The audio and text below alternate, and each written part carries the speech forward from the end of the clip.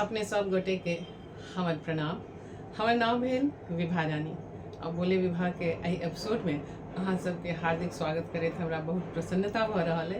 किया जे आइ मातृभाषा दिवस छै।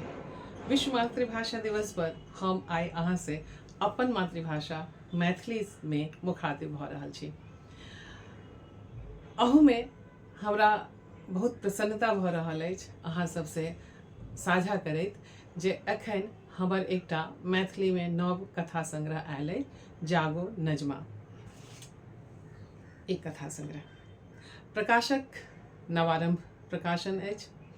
एकर भूमिका जे लिखलनि से मैथिली आ हिंदी के विद्वान डॉक्टर कमलानंद झा विभूति। आवरण जे अहाँ देख रहल छियै एतेक सुंदर नीक आवरण, ई आवरण बनेली है अनुप्रिया। एहि किताब में 11टा कथा छै, मूल मैथिली कथा छै। अलग अलग भावबोध भावभूमि पर अलग अलग भाषा स्वरूप में कथा छै।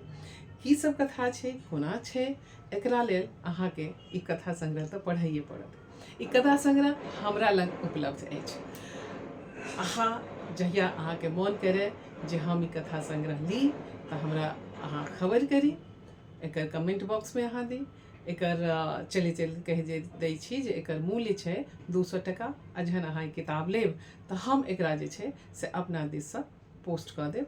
तकर कोनो मूल्य तकर कोनो पाई जे छै से नहीं लेब। मुदा हम ई चाहै छी जे विश्व मातृभाषा दिवस पर जहन हम सब अपन भाषा के एतेक ख्याल राखै छी, भाषा के बारे में एतेक जागरूक भ रहल छी, तो हमरा सबके मैथिली के जे हमर अपन मातृभाषा है तकर अहाँ सब में बहुत लोग के सबके मैथिली मातृभाषा हैत तो नीक किताब पढ़बाक एकटा आदत बनल हेबे करत।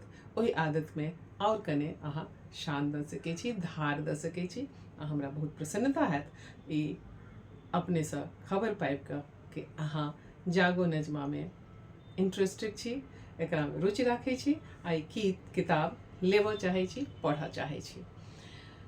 तऽ लिअ, एकरा में चलैत चलैत एकटा किछ कोनो कथा के अंश अहिना हम उठायब आ कोनो कथा के एकटा अंश, छोट सन अंश हम अहाँ के पढ़ि कऽ सुनबै छी।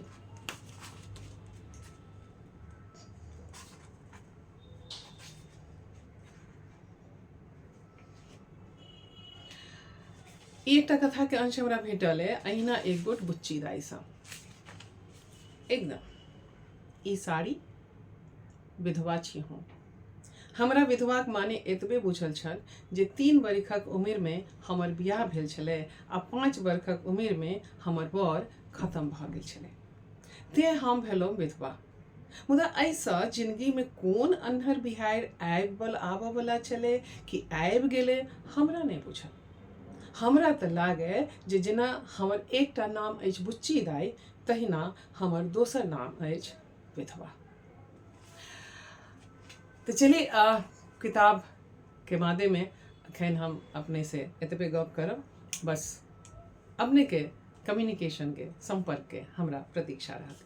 बहुत बहुत प्रणाम। आ चलैत चलैत एक बेर फिर से विश्व मातृभाषा दिवस के अपने सबके बहुत बहुत शुभकामना आ बधाई।